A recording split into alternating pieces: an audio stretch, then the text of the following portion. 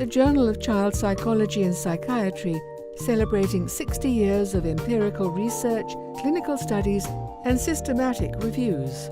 For details of our 60th anniversary celebrations, visit www.acamh.org/JCPP60. Follow us on Twitter with the handle @thejcpp and use the hashtag JCPP60.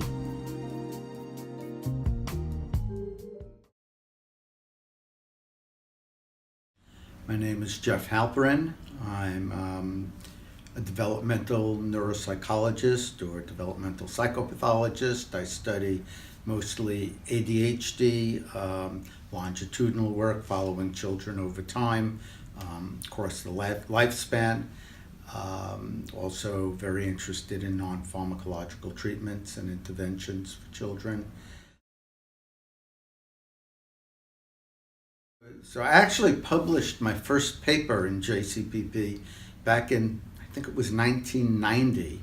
It was just a research note, but I was thrilled that it got into JCPP. That was a very exciting thing for me on aggressive and non-aggressive children with ADHD. Published in the journal over the years, and I was thrilled about 3 years ago, maybe 4 years ago, when Edmund asked me to join the editorial board of the journal and get involved as a joint editor. It's been a great experience, and it's gotten me much more involved, of course, with the journal, as you'd expect, and I'm just amazed at the quality of papers that come in, the influence that so many of them have. And what makes JCPP really unique, I think, relative to many other journals, is that it's not just solid empirical research, but there's really a focus on the need to be theoretically important.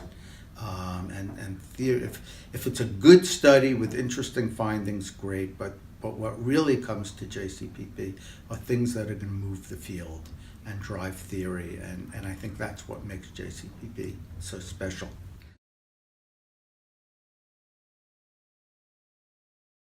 I mean, the journal was really the key, but there were several papers that really did influence me a lot. I mean, some of the early papers by Michael Rudder clearly highly influenced my thinking about things like comorbidity and how that plays out.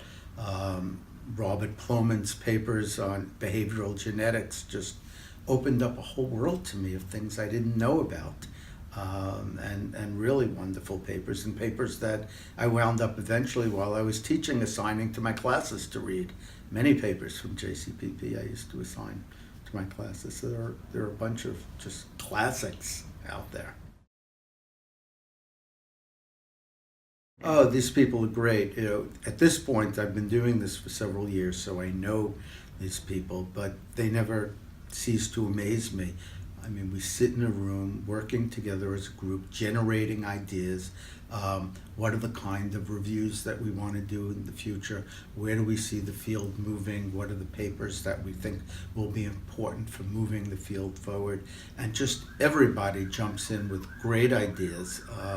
Just really, and a group of people who are truly invested in the journal and really wanting to make it one of the best journals in the field. And to sit with them, it's just wonderful. And Edmund runs a great job. I do. I think it's essential, and I think it's been true of the journal for a very long time. I think of it as a British journal in a sense, but for me as an American living in New York, I always, for the last 30 years, have thought of it as one of the top and most important journals to publish in and to read and to keep up with the literature. And I think it's a very international journal. I think one of the things we didn't get into yet at the meeting, but we will this afternoon, is really how many papers are coming from all different countries around the world. And it really is a truly international journal. And even to the extent, where as an editor, you really want to reach out to some of these countries where you don't get a lot of research, and really want to try to bring them in, and the lesser heard from worlds, if you want. And it's great to see that and get that in the journal.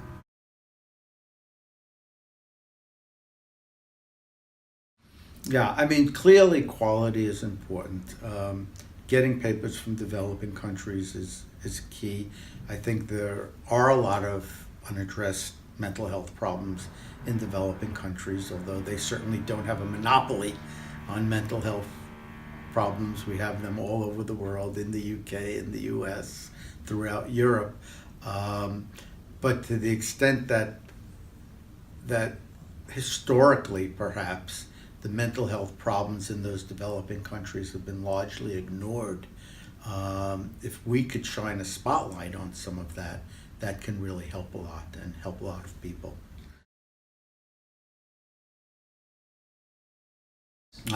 That becomes an interesting question for me, because I just retired last year. So I'm still writing, I'm still working as an editor, but I'm also spending a lot of time playing tennis and bike riding and doing all kinds of fun things. I've finished with students, but I'm still collaborating with a lot of people. I have a very large data set that a number of people are working with. And I'm involved with them. So I'm still writing papers. I'm no longer, as of 6 months ago, taking the lead on studies anymore, but I consult a lot and co-investigate with a lot of people. But I'm in the middle of this major life transition at this point.